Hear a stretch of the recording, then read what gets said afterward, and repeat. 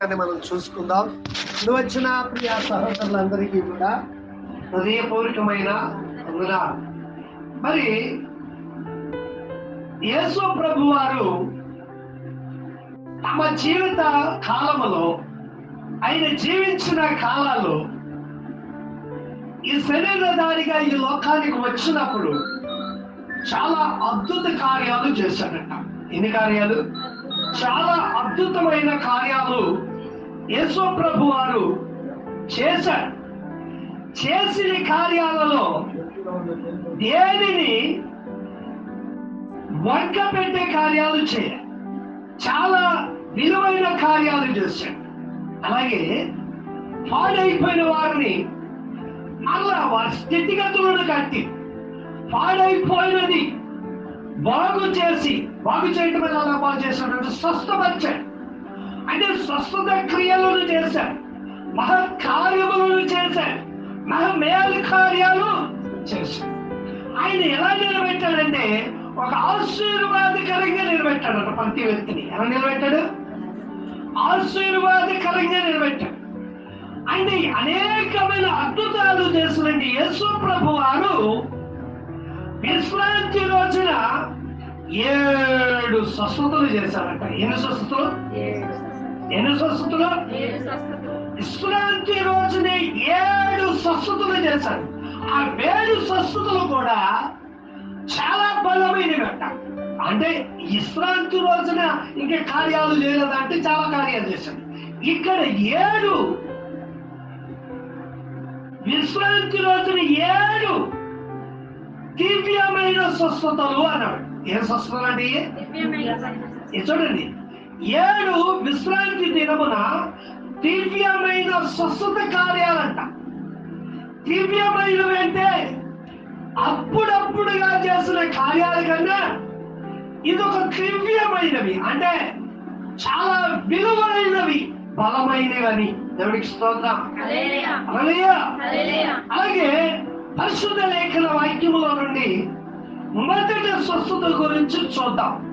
చూడండి, మార్కు సువార్త 1వ అధ్యాయము 21వ వచనము నుండి ఈ ఒక స్వస్థతను, మొదటి స్వస్థతను చూద్దాం. 7 విశ్రాంతి దినమున దివ్య స్వస్థతల గురించి, ఎలాగా స్వస్థపరిచాడు, ఎందుకని స్వస్థపరచడానికి గల కార్యాలు ఏమిటని ఈ పరిశుద్ధ లేఖనాల్లో చదువు. అంతటా వారు కపెర్నహూములోనికి వెళ్ళిరి.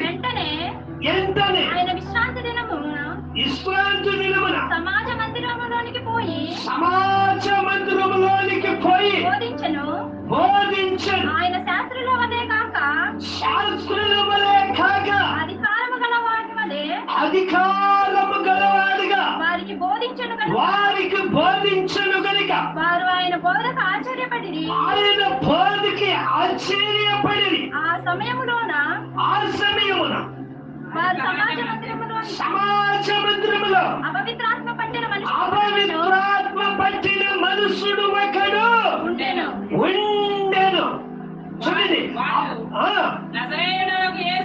నజరేయుడైన యేసు మాతో నీకేమి, మమ్మల్ని నశింపజేయుటకు వచ్చినవా అని నీవెవడవో మాకు తెలియదు. నీవు దేవుని పరిశుద్ధుడవని కేకలు వేశారు. హల్లెలూయా, హల్లెలూయా, హల్లెలూయా. ఇక్కడ ఎవరు మొదటి యొక్క స్వస్థత కార్యం అంటే సమాజ మందిరం. ఏమందిరం అది? సమాజ మందిరం. ఏమందిరం అది? సమాజ మందిరములో యేసు ప్రభు వారు ఎలా బోధిస్తున్నాడంట? అధికారము కలిగిన వాడిగా. ఎలాగా? అధికారము కలిగిన వాడిగా బోధిస్తూ ఉంటే అధికారమైన బోధకు ఆశ్చర్యపడ్డాడంట. ఎందుకని ఆశ్చర్యపడ్డాడంటే, మరియా యోసేపుల కుమారుడేనా? అబ్బా, ఇంత అధికారము ఎక్కడి నుంచి వచ్చునో, ఎవరిచ్చానో అని తాను ఆలోచించుకుంటూ ఉంటాగా అక్కడ సమాజ మందిరములో ఎవరు చూశాడనంటే అపవిత్రాత్మ పట్టిన మనస్సును చూశాడంట. ఎవరిని? అపవిత్రాత్మ పట్టిన వాడిని. అంటే ఒక దెయ్యము పట్టిన వ్యక్తులు చూశారు. దెయ్యము ఎప్పుడు పడుతుంది అనంటే ఎప్పుడైతే కార్యసాధనమైన నీ బ్రతుకు, మొదటి బ్రతుకు తల్లి గర్భంలో పుట్టిన బ్రతుకు, రెండో బ్రతుకు యేసు క్రీస్తులో జన్మించిన బ్రతుకుని సరైన రీతిలో వాక్యము చేత నింపుకొనక, ప్రార్థనతో కట్టుకొనక, విశ్వాసములో నడవక నిలుస్తారు. ఆ బ్రతుకులు ఏమొస్తుందంటే దురాత్మ. ఎప్పుడైతే ప్రార్థన చేయనివ్వదు, విశ్వాసముగా ఉంచనివ్వదు, కీర్తనలు పాడనివ్వదు, మోకరింప చేయనివ్వదు, ఆటంకపరిచేది దురాత్మ. హల్లెలూయా. అలాంటి దురాత్మ ఒక మనుషుని పట్టుట ఎవరు చూశారు? యేసు ప్రభు వారు చూశారు. యేసు ప్రభు వారు బోధిస్తున్న బోధకే అది విలవిలవలా కొట్టుపోతుంది. ఆ సమాజ మందిరములో కేకలు వేస్తూ మొదలుపెట్టిందంట. ఎవరు మొదలుపెట్టింది? దేవుడి నుంచి వచ్చిన పరిశుద్ధుడా, ఎవరితోనైనా పరిశుద్ధుడమైన దేవుడా అని, పరిశుద్ధుడమైన యేసయ్యా అని ఆయన ఎంతగానో ఉచ్చరించుచు పాడుచు కీర్తనలు పాడుతున్నట్టుగా దేవుడిని, నీవు దేవుడివైన పరిశుద్ధుడా అని కేకలేస్తున్నాడు. కేకలేసి అంటే మమ్మల్ని రసింపజేయడానికి వచ్చావా, ఆ జీవితాలను రసింపజేయడానికి వచ్చావా అంటే అప్పుడు యేసు ప్రభు వారు మాట్లాడింది ఏంటో తెలుసా? ఆ మనుషుని విడిచి పో అన్నాడు. చూసారా, ఎవరికి ఆజ్ఞాపించాడు? అపవిత్రాత్మగా, మంచిగా. అపవిత్రాత్మ ఎందువల్లంటే ఆయన అపవిత్రం వచ్చింది, ఆయన ఆత్మీయత పాడైపోయింది, సాములు వల్ల చేసింది, తిరుగుబాటు వల్ల చేసింది, తన బ్రతుకునంత నాశనము చేసింది. చూడండి, బైబిల్ లేదు, తండ్రి అంటే బైబిల్ లేదు, తల్లి అంటే బైబిల్ లేదు, సంఘం అంటే బైబిల్ లేదు, వాక్యం అంటే బైబిల్ లేదు, దేవుడు అంటే బైబిల్ లేదు. ఇష్టానుసారమైన లైఫ్. ఆ లైఫ్ లో ఏం జరిగిందంటే తెలుసా? దురాత్మ. హల్లెలూయా, హల్లెలూయా. ఆ దురాత్మ చేరి తనను నాశనం చేస్తుంది. అప్పుడు యేసు ప్రభు వారు ఆ వ్యక్తి వైపు చూసినప్పుడు వాడిని విడిచి వెళ్ళిపోనమని ఆజ్ఞాపించగా అది విడిచి, చూసారా, విడిచి వెళ్ళిపోయిందా లేదా? యేసు ప్రభు వారి మాటకు లోబడకపోతే శ్రమ, లోబడకపోయిందనుకో దురాత్మకి ఎంతో శ్రమ వచ్చేది. లోబడింది, విడిచి పోయింది. ఆ దురాత్మ మొదటి స్వస్థత చూడండి, విశ్రాంతి దినమున దివ్యమైన స్వస్థతలో దురాత్మను ఎల్లగొట్టుట. అలాగనే ఇంకొక రోజున యేసు ప్రభు వారు ఆ సమాజము గుండా వెళ్తూ ఉండగా, ఆ సమాజంలోనే వెళ్తూ ఉండగా అక్కడికి ఒక అద్భుతమైన స్వస్థత జరిగింది. అది దివ్యమైన స్వస్థతే. ఆ స్వస్థత కార్యం ఏంటంటే అక్కడ సమాజ మందిరంలో చూడండి, మార్కు సువార్త 1వ అధ్యాయము 29వ వచనం మన కొడుకు సమాజ మందిరములో నుండి వెళ్ళి యాకోబుతోను యోహానుతోను సీమోను ఆంద్రేయును వారి ఇంట ప్రవేశించిరి. సీమోను అత్త జ్వరముతో పడి ఉండగా వెంటనే వారు ఆమెను గూర్చి ఆయనతో చెప్పిరి. ఆయన ఆమె దగ్గరకు వచ్చి చెయ్యి పట్టి ఆమెను లేవనెత్తాడు. అంతటా జ్వరము ఆమెను వదిలను గనుక ఆమె వారికి ఉపచారం అందరికి ఏం చేసింది? పరిచర్య చేసింది. ఎవరి విడాలంటే పేతురు అత్తగారంట. ఎవరి అత్తగారు? సీమోను అంటే ఎవరంటే పేతురు. సీమోను అనగా మారు పేరు. మొదటి పేరు అంటే సీమోను. సీమోను ఏమయ్యాడు? పేతురు అయ్యాడు. వాడు అడిగాడండి నా దగ్గర నుంచి, ఫస్ట్ గారు పేరు మార్చుకోవాలా? బాప్టిజం తీసుకున్నాక మార్చుకోవాలంటారా? మార్చుకోకపోతే ఏమన్నా నష్టమా? ఏమండి, నష్టమా? మార్చుకోకపోతే ఏమన్నా దిగడిపోద్దా అని నేను అన్నాను. కుక్క తోక వంకరగా ఉంది కాబట్టి నేను ఎంత సాగదీసినా వంకరగా ఉంటుంది. నీ మాటలు కూడా వంకరగానే ఉన్నాయి కాబట్టి ఇంకా అదే స్థితి. నేను రక్షణ పొందాను అని అన్న దానికి పేరది. నేను తీసుకోను అంటే అవసరం. నాకు పేరు అవసరం లేదా? పేరు అంటే ఓకే, అది ప్రభువునికి యథార్థతగా జీవించు. చూడండి, ఈ సీమోను అనగా పేతురు అత్తగారికి ఏమొచ్చిందంట? జ్వరము. ఏమొచ్చింది? ఇది జ్వరం సహజమే కదండి, అందరికి వచ్చింది కదా, జ్వరం అందరికి వచ్చింది కదా, ఇది ఓరికే వచ్చిన జ్వరమే కదా. ఏమైంది అంటే ఆ ఆత్మీయతలో నడవటలేదా, దేవుని యందు భయం లేదా, ఆరాధనకి యోగ్యరాయిలాగా నడుచుకుంటలేదా, అన్ని విషయాలు నడుచుకుంటుంది. జ్వరం కూడా ఎందుకు వచ్చిందంటే యేసయ్య నామ మహిమార్థమై, దేవుని స్తోత్రం. ఆ మహిమార్థమై వచ్చినప్పుడు ఆ జ్వరము వచ్చినదని యేసు ప్రభుతో చెప్పగా కొంతమంది చెప్పరండి. సంఘ బిడ్డలుగా ఉన్నామనుకో ఒక్కరినొక్కరు చెప్పుకోవాలి, ఒక్కరు తెలుసుకోవాలి. సంఘ బిడ్డలు ఎవరికైనా బాగోపోయిందనుకో వారు కనీసం వచ్చి సేవకులకో సంఘానికో విశ్వాసులకో ఒకరికొకరు చెప్పుకుని ఎందుకంటే చెప్పుకోవాలి అంటే ప్రచారం చేయటాగా, అంటే పబ్లిసిటీ చేయటాగా చేయడానికోండి ఆటోమేటిక్ వెళ్ళిపోద్దండి. ఏమన్నా పాపం చేశాడనో, లేకపోతే అమ్మాయిని చేపట్టికి రాగాడనో, లేకపోతే ఏదో దోచుకున్నాడనో ఆ విషయం తొందరగా వచ్చేద్దా లేదా? బుర్ర జల్లే ఎక్కువ తొందరగా వస్తాయి. అలాగే చెడు ఎంత స్పీడ్ గా అవుతుందో మంచి రావాలంటే కష్టం. అసలు బిడ్డలకు బాగోలేదు అనుకో, అలానే వెత్తండి బాబు చాలా ఇబ్బందుల్లో ఉంది, మరి వాడికి కొంచెం గొడవ అయింది, వాళ్ళ బాగానే నడుస్తున్నారు, అయినా కానీ వచ్చి ఆ పక్కన వాళ్ళు మన సంఘ బిడ్డల మీద దాడి చేశారు, వాళ్ళు సమాధానం కలిగిన ప్రార్థన చేద్దామండి. ఇలాంటి విషయాలు ఏమి చెప్పుకుంటావా? చెప్తా. అయితే ఇక్కడ చూడండి, యేసు ప్రభు దగ్గరికి వచ్చి చెప్పారండి, అయ్యా ఇగో సీమోను యొక్క అత్తగారికి బాగోలేదన్న యేసు ప్రభు అన్నాడు. అలాగే వస్తాయి ఏం కాదులే తగ్గిపోతాయి అన్నాడా? వెళ్ళిపోయి ఏం చేశాడు? యేసు నామమున ఆమెని లేవనెత్తాడు. హల్లెలూయా, హల్లెలూయా, హల్లెలూయా. అదే చూడండి, ఇంకొక అద్భుతమైన స్వస్థతను చూద్దాం. పరిశుద్ధ లేఖన వాక్యంలో నుండి ఆ స్వస్థతను కూడా ఇంకొక స్వస్థత. ఇక్కడ స్వస్థత ఏంటంటే మనందరికీ తెలుసున్న స్వస్థతే. ఇదేంటంటే బెతస్దా కోనేరు దగ్గర జరిగినట్టు మూడో స్వస్థత. ఏ స్వస్థది? బెతస్దా కోనేరు దగ్గర జరిగిన అద్భుతమైన స్వస్థత. చూడండి, యోహాను సువార్త 5వ అధ్యాయము 1వ వాక్యం చదువుదాం. చదవండి. అటు తర్వాత యూదుల పండుగ ఒకటి వచ్చాను గనుక యేసు యెరూషలేమునకు వెళ్ళాను. యెరూషలేములో గొర్రెల ద్వారము దగ్గర హెబ్రీ భాషలో బెతస్దా అనబడిన కోనేరు కలదు. దానికి 5 మంటపములు కలవు.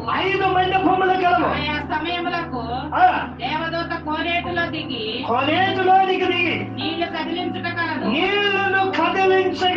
నీరు కదిలింపబడిన పిమ్మట మొదట ఎవడు దిగునో వాడు ఎట్టి వ్యాధి గలవాడైన బాగుపడును. కనుక ఆ మంటపములలో రోగులు, గుడ్డివారు, ఊతకాలు చేతులు గలవారు గుంపులుగా పడి ఉండేది.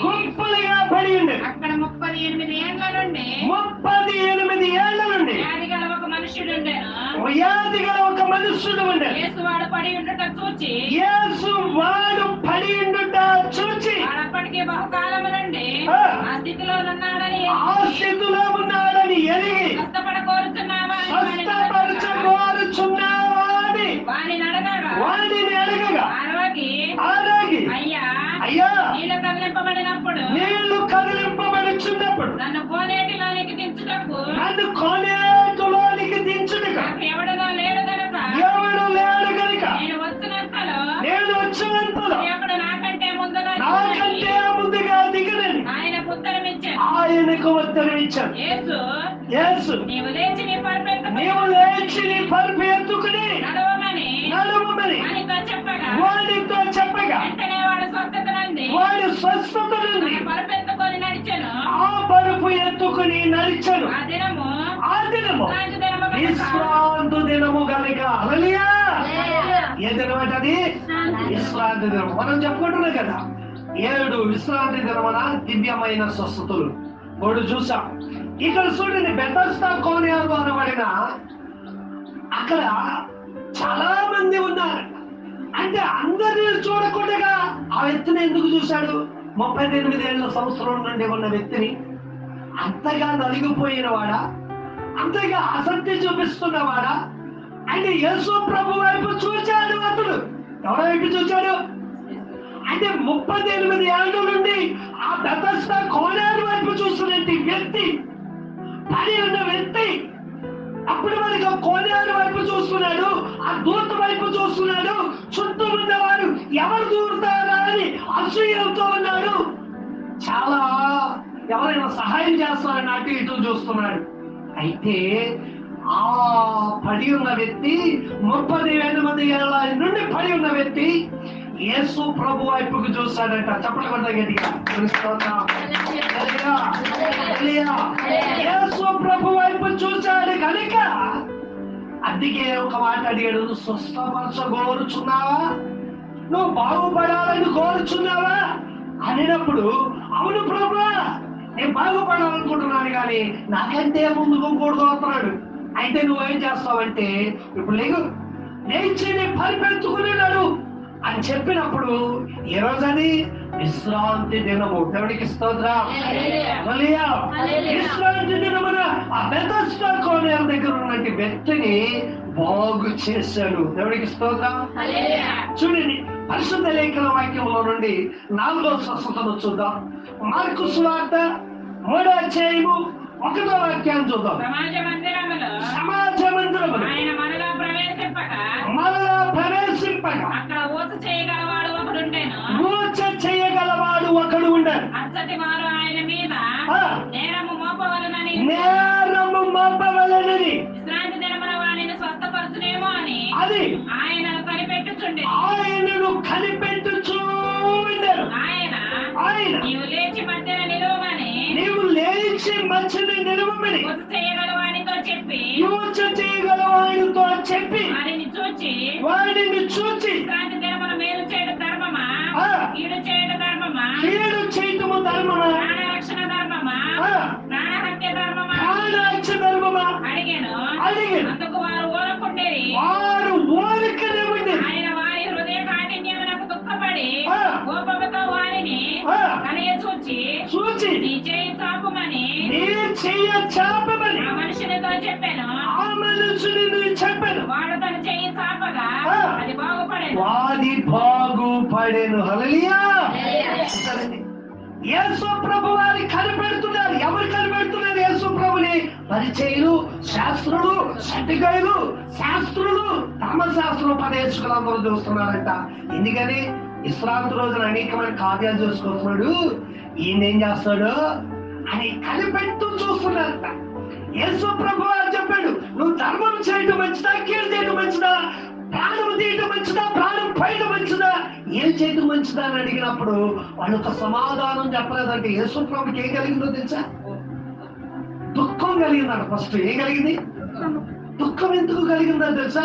ఇంత మంచి కార్యాలు చేస్తుంటే, మహత్కార్యాలు చేస్తుంటే, దివ్యమైన ప్రస్తుతులు చేస్తుంటే ఎందుకని అలా పేరు చూస్తున్నారు, ఎందుకని ఆటంకపరచడానికి చూస్తున్నారని చాలా దుఃఖపడి ఆ దుఃఖములో కోపం వచ్చిందంట. సరే, దుఃఖములో కోపం మనకు కూడా వస్తుంది. కోపము వలన పనులు జరుగుతాయా?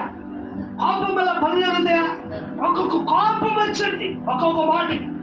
అందుకని ఆగ్రహము కోపమును విడిచిపెట్టము. గర్వము నీ కోపం ఏం చేస్తుంది? నీకు నాశనమే తెచ్చింది. ఏం చెప్తుంది? నాశనం. అంటే యేసు ప్రభు వారి కోపపడిన కోపం దేనికంటే దుఃఖములో కోపం ఎలా ఉంటుంది? చేయని దానికి నిందపడినప్పుడు కోపం వచ్చింది, అప్పుడు దుఃఖం వచ్చింది, కోపం వచ్చింది. నేను చేయలేదు కాబట్టి చేయలేదని ప్రూఫ్ చేసుకుంటా, నేను చేయగలిగిన వాడిని నేను ప్రూఫ్ చేసుకుంటా. ఆ దుఃఖంలో కోపం ఏమైతే తెచ్చి మన పట్టుదలను వచ్చింది, కార్యసాధన చేస్తాం, యేసు ప్రభుని మహిమపరుస్తాం. దేవుని స్తోత్రం. ఆ మహిమపరచడానికే అక్కడ గొప్ప దివ్యమైన స్వస్థతలు ఆ ఓచ చేయగల వాడిని స్వస్థపరచే ఉద్దేశం యేసు ప్రభుకి. ఆ విశ్రాంతి దినమున మేలు చేయడానికంటే శాస్త్రులకి ఇష్టపడదు, పరిచయానికి ఇష్టపడదు. ఎందుకంటే వారికి ఎందుకని ఇష్టపడుతుంటే గుడ్డివారిగానే ఉండాలి, మగవారిగానే ఉండాలి. మనకి ఎంత మాత్రం ఇష్టపడదు. ముందు వెళ్తూ ఉంటే మనకు అర్థమవుతూ ఉంటుంది. చూడండి, ఇంకొక లేఖన వాక్యంలో చూద్దాం. ఇంకొక వ్యక్తి కనబడుతుంది ఇక్కడ పరిశుద్ధ లేఖనంలో మనం చూస్తే. ఆ వ్యక్తి చూడండి, ఆయన చెలోదొర కలిగిన రోగము కలిగిన వ్యక్తి ఉన్నాడంట. ఆయన ఎవరైనా చెలోదొర కలిగిన రోగము కలిగిన వ్యక్తి. అక్కడ చూస్తే అనేకమైన రోగాలు కలిగిన వారు ఉంటారు. కానీ ముందు ఇంకొక విషయం చూద్దాం. లూకా సువార్త 13వ అధ్యాయము 10వ వాక్యం చదువుతాం. చూడండి అక్కడ లూకా సువార్త అక్కడ విశ్రాంతి దినమున ఆయన ఒక సమాజ మందిరంలో బోధించుతున్నప్పుడు 18 ఏండ్ల నుండి బలహీనపరచు దయ్యము పట్టిన ఒక స్త్రీ అచ్చట నుండెను. ఆమె నడుము వంగిపోయి ఎంత మాత్రమును చక్కగా నిలబడలేక ఉండెను. యేసు ఆమెను చూచి రమ్మని పిలిచి అమ్మా, నీ బలహీనత నుండి విడుదల పొంది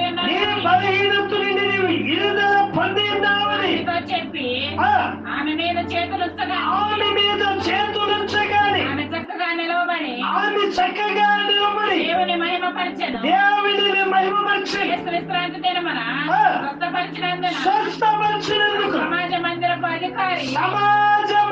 అధికారి కోపముతో మండిపడి సమూహమును చూచి పని చేయదగిన 6 దినములు కలవు కనుక ఆ దినములలోనే స్వస్థత పొందడి. విశ్రాంతి దినమందు రావద్దని చెప్పి విశ్రాంతి దినమున నీవు రావద్దని చెప్పాను. హల్లెలూయా. ఏం చేస్తున్నాడు ఇక్కడ? విశ్రాంతి దినమున మీరు రావద్దు. ఒక పేరు పెట్టారు, చక్కని పేరు. ఏ పేరు తెలుసా? సండేలా. ఏంటంటే సండేలా. సండేలా అంటే ఏం పనులు తెలిసినప్పుడు మనము సండే వెళ్ళి ఆరాధన చేయవసరం లేదు. ఏం చేయొచ్చు? సండే అంటే మనమంతా చాలా సెలబ్రేషన్. సండే అంటే మనమందరము సుఖించాలి. సండే అంటే ఇంట్లో ఉండాలి. సండే అంటే సెలబ్రేషన్. సండే అంటే హ్యాపీనెస్. సండే అంటే ఎంజాయ్మెంట్. సండే అంటే గుగుడు కూడా పెట్టిందంటే ఏంటది? మనము ప్రాంతాలను, మన ఇళ్ళను, అనుకున్నటి పనులను చక్కబరుచుకునేదంట. మీరు విశ్రాంతి దినమునకు వెళ్ళవలసిన అవసరం లేదు. ఏమిటి దేవుడికి వ్యతిరేకమా? దేవుడికి ఇష్టమైన పని అది ఇష్టమైందనే వ్యతిరేకమైందా? దేవునికి వ్యతిరేకమైన పని. సమాజ మందిర అధికారి ఏమంటున్నాడు? ఆ వంగిపోయినవాడిని నిలబెడితే ఇష్టపడలే. వంగిపోయిన వారిని నిలబెట్టడానికి ఇష్టపడలే సమాజ మందిర అధికారి. యేసు ప్రభు వారి ఉద్దేశం ఏంటంటే, చూడండి, విశ్రాంతి దినమున నీవు వంగిపోయేవాడివి కాదు. చక్కగా ప్రభు సన్నిధిలో సాక్షాత్తంగా నిలబడాలి. కీర్తనలు పాడుతూ ప్రభుని స్తుతించడం, ప్రభుని మాటకి వినటం, ప్రభు చిత్తానుసారిగా నడుచుకోవడం, సఖ్యమైన మాటలు వినటం, నీ కొరకు, నా కొరకు, మానవ ప్రపంచము కొరకు, ఆయన ఇక్కడ సిలువ యజ్ఞము చేసిన దాని కొరకు సాక్షాత్తంగా నిలబడాలి. ఎవరికి స్తోత్రం చెప్పండి గట్టిగా. హల్లెలూయా. సాక్షాత్తంగా నిలబడాలి. ఆత్మీయత నీలో ఉందంటే వంగిపోయిన స్థితి. ఏది చూసినా వంగిపోతాం కదా. ఏది చూసినా వంగిపోతాం. పాపములో వంగిపోతాం, కోపములో వంగిపోతాం, మాంసములో వంగిపోతాం, పొగుడుతలు చూస్తే వంగిపోతాం. ఈ వంగిపోయే స్థితిగతి నీలో ఉందనుకో, చూసండి, ఇంకంత మాత్రం నిలవాలి. చాలా మంది వంగిపోతారు. చూడండి, వంగిపోతారు. అరే ఇలా నువ్వు ఎలాంటి బ్రతుకురా అనేది, నీ ఎలాంటి లైఫ్ రా. నీవు ఒకప్పుడు ఎలా కంకులేసేవాడురా, ఎలాగ చిందులేసేవాడురా. ఇప్పుడేంట్రా అడ్డు నిలబడ్డా? అసలు మగడవేను, అసలు సరైన అమ్మాయి నువ్వు అని రచ్చగొడుతున్నప్పుడు ఏమవుతాడు తెలుసా? ఇక్కడ చక్కగా నిలబడినోడు అక్కడికి వెళ్ళి లఘుపోతాం లేదా? లఘుపోతారు. అది ఫోన్ చేస్తాడు, ఫస్ట్ గారు ప్రార్థన చేయండి. ఎలా ఎందుకు ప్రార్థన చేయాలి? నేను ఏమైనా అజ్ఞానం చేస్తాడేమో అనుకున్నాను. ఇంకెవరికి ఏమన్నా పాట ఫస్ట్ గారు ప్రార్థన చేయమంటే ఏదో ఊరికి వెళ్తున్నారేమో, సెలవు ఇచ్చారు కదా 2 రోజులు అనుకున్నాను. కాదండి, ఒకప్పుడు నేను లీడర్ని. ఏంటట ఒకప్పుడు నేను లీడర్ని, అది వెళ్ళకపోతే వాడు ఫీల్ అవుతాడు మా ఫ్రెండ్స్ వాళ్ళు. అది కాబట్టి నేను వెళ్తున్నానండి, నాకేమీ కాకూడదని ప్రార్థన చేయి. ఏం కాకూడదంట? అదేమన్నా మంచి కార్యానికి వెళ్తాడా? అడేమన్నా మంచి చేయడానికి వెళ్తాడా? ఎవరు ఒడుగుపోతా వాడు వెళ్తే నేను ఒకటే చెప్పాను, చెయ్యను. ఏమన్నాడు? తప్ప తప్ప చేయనట్టు మంచిదండి, మంచి కదా. నేను అలా చెప్తానండి, పాస్టర్ గారు బాగుంది చెప్పారు, చెయ్యను అన్నది తప్పండి. నేను అప్పుడన్నా ఉన్నాను, అమ్మా పాస్టర్ గారు ప్రార్థన చేయను సాకి చెప్పమ్మా అంటే, పాస్టర్ గారు ప్రార్థనగా చేసేయచ్చు కదంటే, ఏమైనా దెయ్యం పట్టిందా నీకు? ఏమైనా పట్టిందా? ఎక్కడ ఉండిపోతున్నారు అసలు అర్థమవుతుందా? ఎక్కడ నువ్వు నశించబోతున్నారు అర్థమవుతుందా అని అంటే, ఈ లోపల భర్త తీసుకున్నాడు ఫోన్ తీసుకుని, అయ్యారు ఇంత కాదా నేను తెప్పండి మా ఇంట్లో వెళ్ళే, ఇంత కాదా నేను తెప్పొద్దు అన్నారు. ఇంటికినే ఈ వంకర బుద్ధులు, వంకపోయ బుద్ధులు, ఈ బుద్ధి ఎక్కడ అన్నాడు ఇంకో మాట. ఆ మాట కూడా ఏంటో చెప్పండి. ఈ బుద్ధి అంటే ఎక్కడ పెట్టబోదంట? ఏమంటారు చెప్పండి, మీరు చెప్పండి, ఎక్కడ పెట్టబోదా? అదేదో అన్నాడు పొలంలో తెలియా, ఈ బుద్ధి అలా పోదండి అన్నాడు. ఏమన్నా అలమాకండి, నేను ప్రార్థన చేసుకుని వెళ్ళొద్దని చెప్పండి అంటే, నేను పొగుడుతున్నానండి, ఉంచేసుకున్నాను వీళ్ళు. అది ఇప్పుడు ఏం చేయాలనైతే ప్రార్థన చేయాలంటే, సరేనబ్బాయి వెళ్ళు అని చెప్పండి, వెళ్ళు అని చెప్పండి. వాడి కోపం వచ్చిందేమో, మళ్ళీ కోపంలో మళ్ళీ మీ మీద ఎగురుతాడేమో, మిమ్మల్ని సరిగా పట్టించుకోడేమో, మేము వెళ్ళమంటే ఆ మాటకి చెప్పినందుకు చూడండి, ఆ తండ్రి బాధపడ్డాడు కానీ తల్లికి మాత్రం హ్యాపీగా ఎలా ఉందే. అలా నా పొగారు ఎంత కలకలాడిపోతున్నాడు అంటే వెళ్ళాడు. వెళ్ళటం తోటే ఫైటింగ్ లో దిగాడు. ఫైటింగ్ లో దిగుతూ మొక్కలు చక్క అయిపోయింది. మాస్టర్ గారు స్తోత్రం. ఏమైపోయింది మొత్తం? ఏమైపోయింది? పచ్చడిగా బాధేశాడు. ఎందుకని బాధారంటే, నువ్వు అడ్డల్లో ఇట్టెత్తుకొచ్చావురా, నువ్వు అడ్డల్లో ఇట్టెత్తుకొచ్చా అంటారు కదా, ఎగ్నైటీగా ఉంటారు కదా. ఓకే, మాస్టర్ గారు మరి కావాలి, ఫోన్ చేశాడు. నేనేం చేయాలి ఇప్పుడు? స్వస్థత ప్రార్థన చేయాలి. అమ్మా వచ్చాడు ఇంటికి, వచ్చి ప్రార్థన చేస్తాను. ఎందుకని ప్రార్థన చేస్తానంటే, పూర్తిగా వంగేవాడికి ఒక్కసారి దెబ్బ కొట్టాడు కాబట్టి ఆ దుస్తుడు చక్కగా నిలబడేలాగా ప్రార్థన చేస్తాను. దేవుడికి స్తోత్రం. హల్లెలూయా. వంగిపోయింది, అలాంటి వంగిపోయింది కాదు, 18 సంవత్సరాలండి ఆ వంగిపోయిన స్థితిని యేసు ప్రభువు చూశాడు. చూడండి, కొంచెం అటో అడుగు ఇటో అడుగు వేసినవి కాదు, సమాజ మందిరంలో కనబడుతుంది. అయితే ఆమెని యేసు ప్రభువు చూశాడు. ఎందుకని చూశాడనంటే, ఆమె విశ్వాసమును బట్టి, ఆమె నమ్మకమును బట్టి, ఆమె భక్తుని బట్టి, ఆమెకున్న ఆసక్తులు బట్టి యేసు ప్రభు ఏం చేశాడు?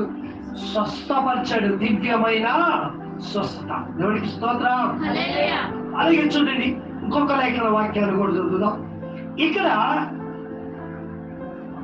చెల్లెలతోనే కలిగిన రోగము కలిగిన వ్యక్తి అంట. ఇక్కడ లోక సువార్త 14వ అధ్యాయము 1వ వాక్యాన్ని చదువుదాం. చూడండి, జలవతర కలిగిన రోగము కలిగిన వ్యక్తి, ఇది 6వ స్వస్థత. విశ్రాంతి దినమున ఆయన భోజనము చేయుటకు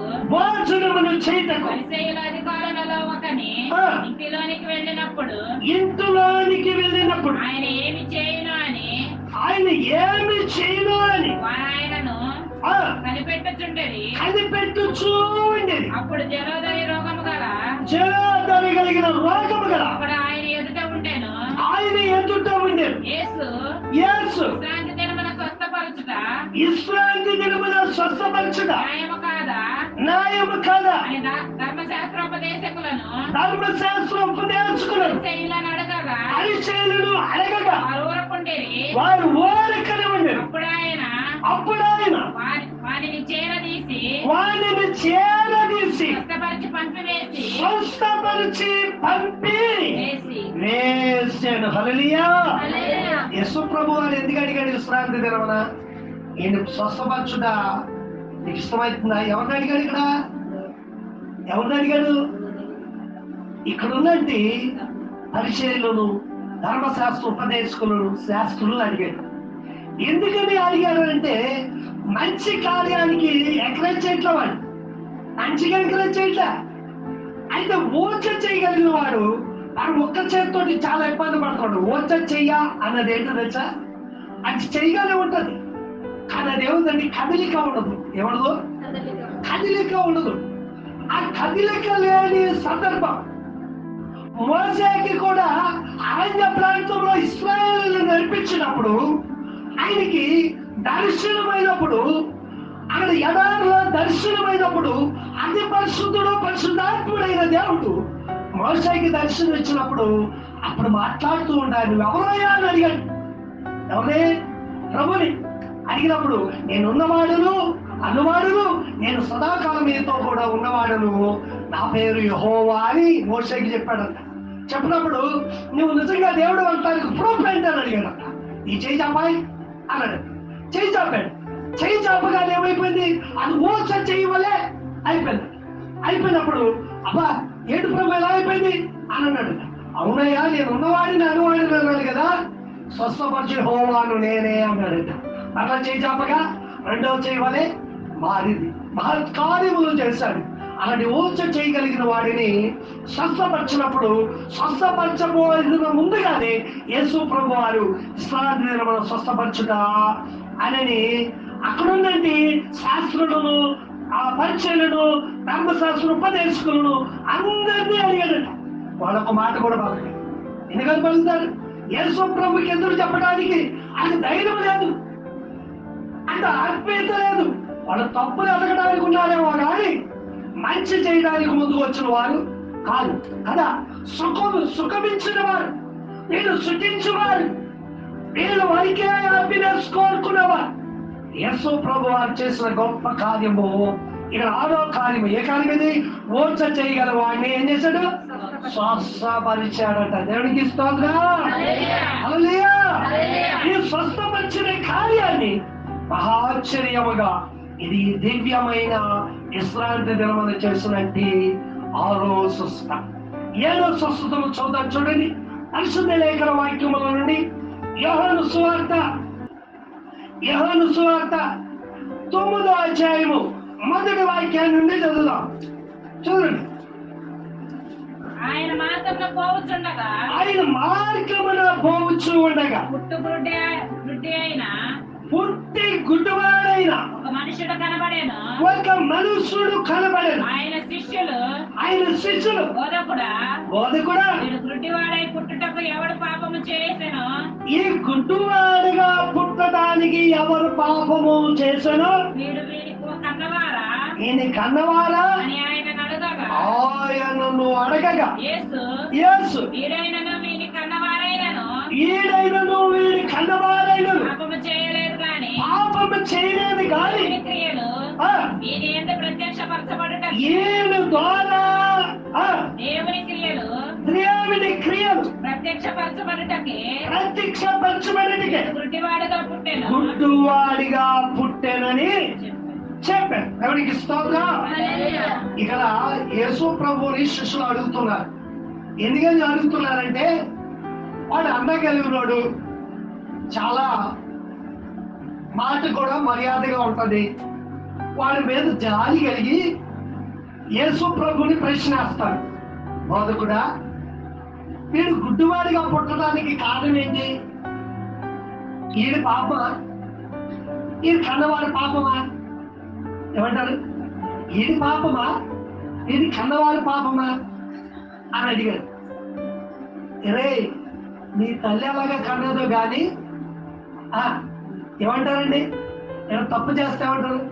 నీ అమ్మ ఎలాగ కన్నదో గాని నీ నాన్న ఎలాంటోడో గాని ఏంటో ఊడి మీద పడ్డా వదిలేసిన ఆంబోతులాగా,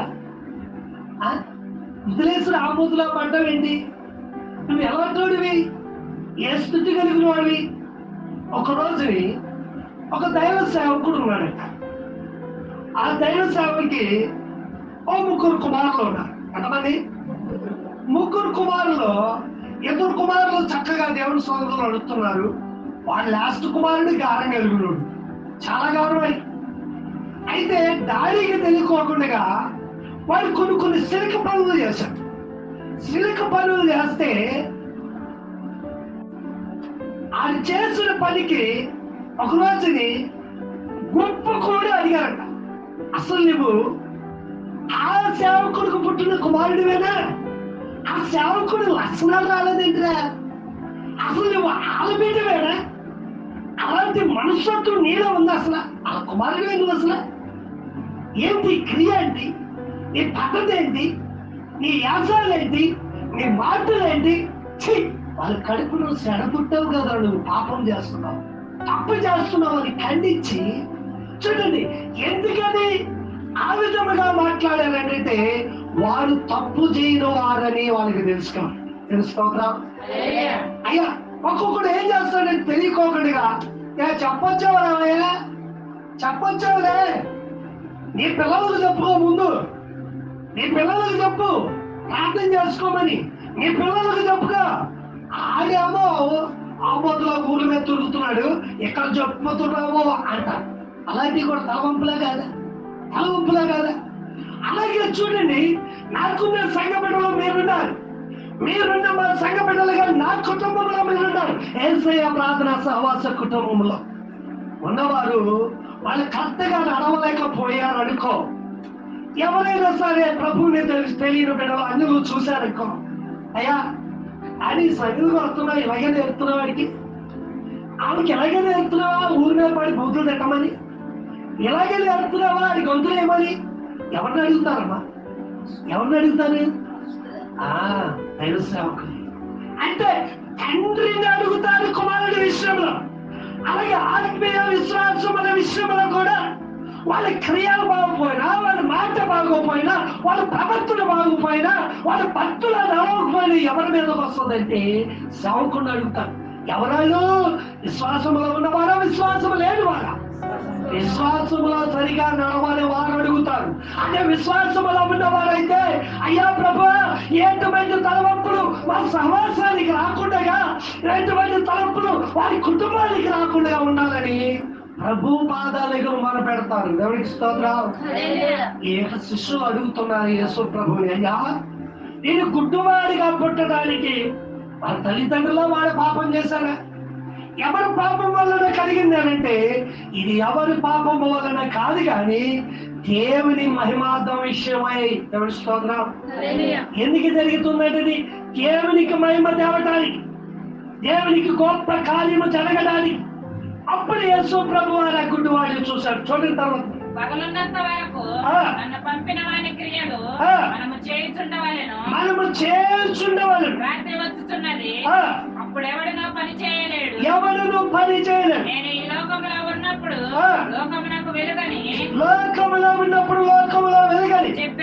చెప్పాను. ఆయన ఇట్లు చెప్పి నేల మీద ఉమ్మి వేసి ఉమ్మితో బురద చేసి వాని కన్నుల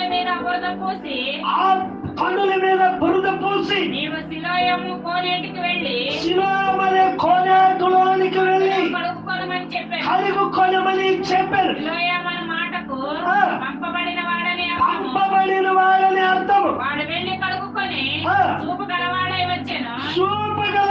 వచ్చెను. కాబట్టి పొరుగువారును వాడు భిక్షాంకుడుని అంతకు ముందు చూసిన వారు వీడు కూర్చుంటే భిక్షనెత్తుకొని వాడు కాడా అని వీడే అని కొందరును వీడు కాడు వీడు పోలి ఉన్న ఒకడని మరి కొందరును అనేది వాడైతే నేనే అనేను.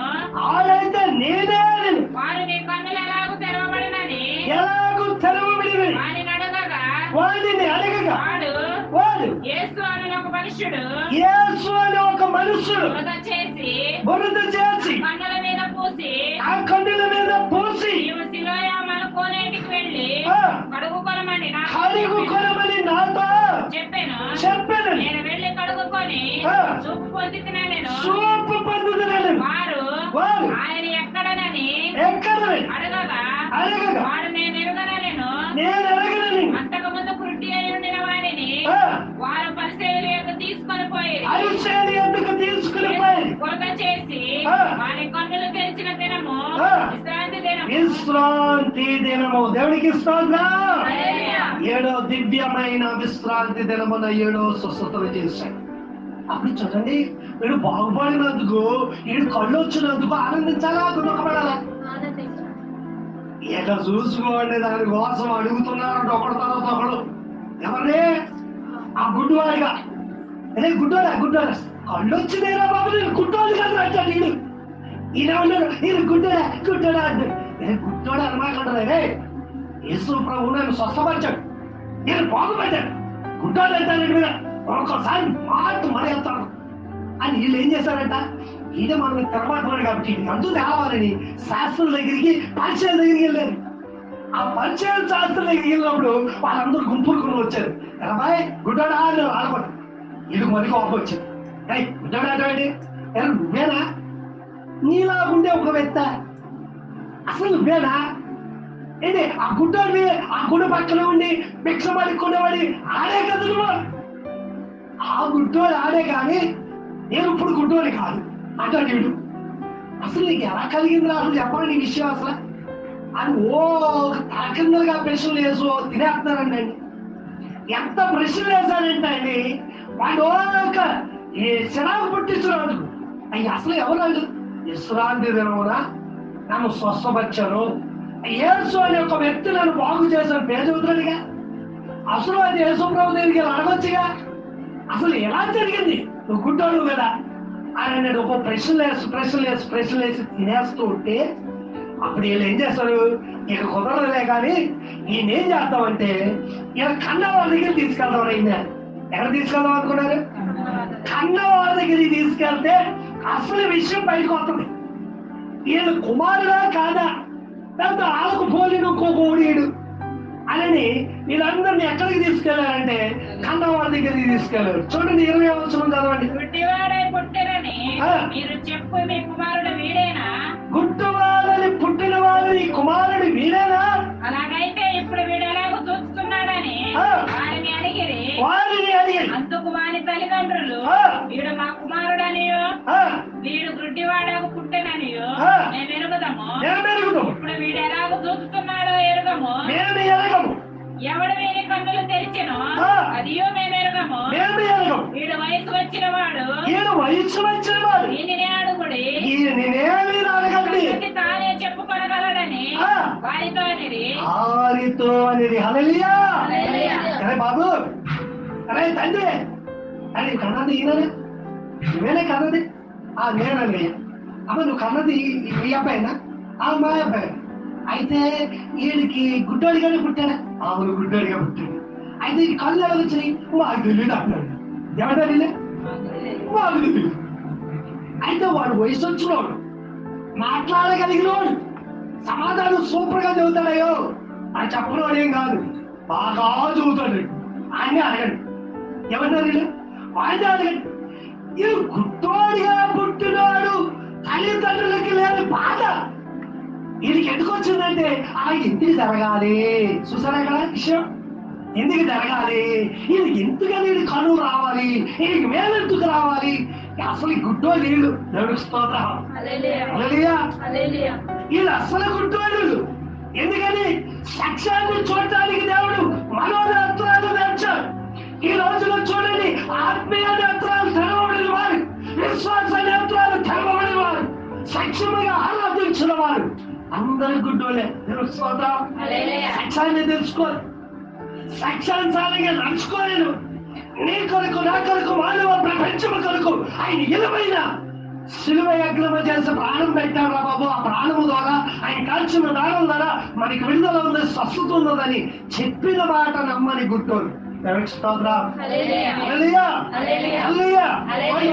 ఆటమాటగా అడుగుతూనే ఉన్నారు. అడుగుతూ ఉన్నాగా ప్రభువా ఎందుకు ప్రభు ఎలా అడుగుతూ ఉన్నారు? వీళ్ళు అడుగుతూ వదిలిపెట్టారంటే మళ్ళీ రెండవ మారి కూడా వచ్చారంట. చూడండి 24వ వచనం చదవమా. కాబట్టి వారు గుడ్డివాడై ఉండిన మనుషుని రెండవ మారు పిలిపించి దేవుని మహిమపరచుము, ఈ మనుషుడు పాపి అని మేము ఎరుగుదమని వానితో చెప్పగా వాడు ఆయన పాపియో కాడో నేను ఎరుగను, ఒకటి మాత్రం నేను ఎరుగుదును, నేను గుడ్డివాడినై ఉండి ఇప్పుడు చూస్తున్నానని. అందుకు వారు ఆయన నీకేమి చేసెను ఆయన నీకేమి చేసను కన్నులు ఎలాగో తెలిసినని మరలా వాడిని అడగగా వాడు ఇందాక మీతో చెప్పింది కానీ ఇందాక నేను మీతో చెప్పింది కానీ మీరు వినకపోతిరి. మీరు వినకపోతే మీరెందుకు మరలా వినకోరుచున్నారు? మీరును ఆయన శిష్యులగుటకు కోరుచున్నారు. మీరు ఆయనకి శిష్యులు అవ్వాలని కోరుకుంటున్నారా? అని వారితో నేను అందుకు వారు నీవే వాని శిష్యుడవు, మేమే మోషే శిష్యులము. దేవుడు మోషేతో మాట్లాడానని ఎరుగుదము గాని వీడెక్కడి నుండి వచ్చునో ఎరగమని చెప్పి వాడిని దూషించింది. అందుకు ఆ మనుష్యుడు ఆయన ఎక్కడి నుండి వచ్చెను ఎరగకపోవడం ఆశ్చర్యమే, ఎరగపోవటయో మీకు ఆశ్చర్యమే అని ఆయనను ఆయన నా కన్నులు తెరిచెను. ఆయన నా కన్నులు తెరచెను. హల్లెలూయా. చూసారా, అరే మాట మాటకి నన్ను అడుగుతున్నారు దేనికని? యేసు ప్రభు శిష్యులు అయిపోరా? యేసు ప్రభుకి ఏమైనా శిష్యులుగా ఉండాలి అనుకుంటున్నారా? ఎవరంటారండి? ఎవరంటున్నాడు ఈ వ్యక్తి? గుడ్డువాడైనంటే శిష్యుడు పరిశీలన శాస్త్రంలో అడుగుతున్నాడు. అంటే పాపి అంటున్నాడు. పాపి కాదైనా పరిశుద్ధుడైనా ఆయనను నేను నమ్మాను కాబట్టి ఆయన నన్ను బాగు చేశాను. ఆ నమ్మకం వల్ల నాకు స్వస్థత కలిగింది. నాకు కనులు తెరవటం వల్ల నీకు వచ్చిన ఇబ్బంది ఏంటి అంటే మోసే ఆ ప్రవక్తలు కలిగినట్టు గొప్పవాడి కాదండి. మోసే కన్నా గొప్పవాడి కాదంటున్నాడు. ఆ మోసే కన్నా గొప్పవాడు బాబీనా, నన్ను బాగు చేసిన వాడు, నేను విశ్వసించాను, నేను నమ్మాను, ఆ నమ్మకమే నన్ను బాగు చేసింది అంటున్నాడు. దేవస్తోత్రం. హల్లెలూయా. ఆ నమ్మకమే నన్ను స్వస్థపరుచుందని గొప్పగా రూఢిగా సాక్ష్యం ఇచ్చి వాడి బిగ్గరగా సాక్ష్యం ఇస్తున్నాడు. ఆ సాక్ష్యం ఇచ్చటంలో వాడు ఎంత మాత్రము సందేశించటం లేదంట. ఆ చిన్న మాట చదువుకుని మనం ప్రార్థన చేసుకుందాం. 39వ వచనం చదువమా. అప్పుడు యేసు చూడని వారు చూడవలెను, చూచువారు గుడ్డివారి కావాలను. తీర్పు నిమిత్తము నేను ఈ లోకమునకు వచ్చినని చెప్పాను. ఈ లోకమునికి నేను వచ్చింది నేను చెప్పాను. పరిచయాలలో కొందరు ఈ మాట విని మేమును గుడ్డివారమా అని అడిగి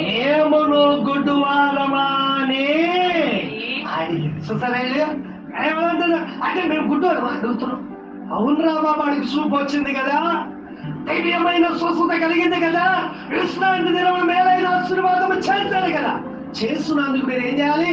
అయ్యా ఎంత గొప్పది మేలు చేస్తావు, ఎంత మేలు చేసిన ఆశీర్వాదం ఇచ్చావు అని నువ్వేం చేయాలి? ప్రభువును స్తుతించాలి. అయితే స్తుతించడం కాకుండా విచారణ చేయుచున్నారు. చూడండి, విచారణ చేస్తారు ఎక్కువ. విచారణగా ఎలా జరుగుతుంది? ఎందుకు వస్తున్నారు అంతమంది? ఎందుకు కార్యాలు జరుగుతున్నాయి? చూడండి, ఎక్కడైనా కూడిక పెడితే విచారణ చేస్తారు. ఇదేంటంటే మేలు పొందే గుంపు కాదు, వీళ్ళు కన్నుల గుంపు కాదు, వీళ్ళు మనోరాత్రాలు మూసుకుపోయినవా మంచిగా ఎంకరేజ్ చేయరు, పరిశుద్ధమైన కార్యాలు చేయడానికి ముందు కలిగే. వీళ్ళంతా ఏంటంటే అపవిత్రపరచబడిన ఆత్మీయతలో ఉన్నవారు ఈ 7 స్వస్థతలు చేసే గొప్ప కార్యాన్ని యేసు ప్రభు వారు పోలుకున్నాడు. అందుకనే విశ్రాంతి దినమున 7 దివ్యమైన స్వస్థత కార్యాలు. ఎవరికి స్తోత్రం. మొదటి స్వస్థత కార్యము దెయ్యమును ఎలగొట్టుట, రెండో కార్యము పేతురు ఆత్మను స్వస్థపరచుట, మూడో కార్యము బెతస్దా కోనేరులో. మరి చూడండి, ఇంకొక కార్యము ఓజ చేయగల వాడిని స్వస్థపరచుట, ఇంకొకరి అద్భుతమైన కార్యాలను వంగపోయిన స్త్రీని మరి లేవనెత్తుట, చెల్లెదర కలిగిన రోగము కలిగిన వాడిని స్వస్థపరచుట, మరి ఇక్కడ చూడండి పుట్టిగా గుడ్డువాడిని స్వస్థపరచుట. ఈ 7 దివ్యమైన కార్యాలు యేసు ప్రభు వారు చేశాడు. ఎందుకు చేశాడు అంటే తండ్రిగా ఉన్నారు, తల్లి సంఘములో బిడ్డలైనట్టు వారిని అనేకులను చూస్తున్నాడు. విశ్వాసము కలిగి స్థిరమైన మనసు యేసు వైపు చూస్తే ఇలాంటి మేలులే జరిగింది. అందుకే మనం చూడండి, అవివేకులమా, మనోనేత్రాలు తెరవబడిన వారువా, లేకపోతే మనోనేత్రాలు తెరవబడని అవి విశ్వాసపరులమా? ఎలాగొద్ది మన ఆత్మీయత? ప్రభువా, నాలో ఎటువంటి స్వస్థత లేదు, నీ మాటలను అర్థం చేసుకునే స్వస్థత నాకు కావాలి. ఇదిగో సోమరితనాన్ని నాలో నుండి తీయబడిన స్వస్థత కావాలి. సురుకుతనము నాలో ఉండాలి. మోకరించే ప్రార్థన ఆత్మీయ స్వస్థత కావాలి. కీర్తన పడిన స్వస్థత కావాలి. వాక్యాన్ని ఎవరించి చదవగలిగిన స్వస్థత కావాలి. నీలో ఎదగబడిన అనేక విధాలుగా నాకు స్వస్థత కావాలి. యేసు ప్రభు నామమున మోకరించుకుని ప్రార్థన చేసుకున్నాం. దేవుడి వాక్యమును దీవించును గాక. ఆమేన్. ప్రార్థన. స్తుతులపైన సింహాసనాస్తుడైన గొప్ప దేవ, నీ పరిశుద్ధమైన పాదాలకు వందనాలు స్తోత్రాలు చెల్లించుకుంటూ ఉన్నాం. నీ కృపా కనికరమును బట్టి, నీ పరిశుద్ధమైన సన్నిధిని బట్టి వందనాలయ్యా. వరకు నీ మాటల ద్వారా నేను మాట్లాడిన మాటలు ప్రతి మాటను బట్టి నీ పాదాలకు వెళ్ళలేని కృతజ్ఞతా వందనాలు స్తోత్రాలు చెల్లించుకుంటూ ఉన్నాం.